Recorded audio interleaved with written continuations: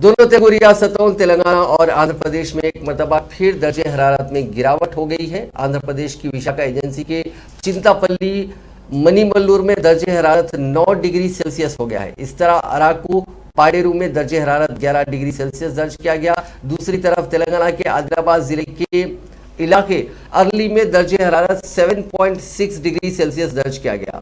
जिले के पीलीदरी और सिरपुर में दर्जे हरारत 8 डिग्री सेल्सियस दर्ज किया गया। जिले के चापरा में 8.6 डिग्री सेल्सियस दर्जे हरारत रिकॉर्ड किया गया।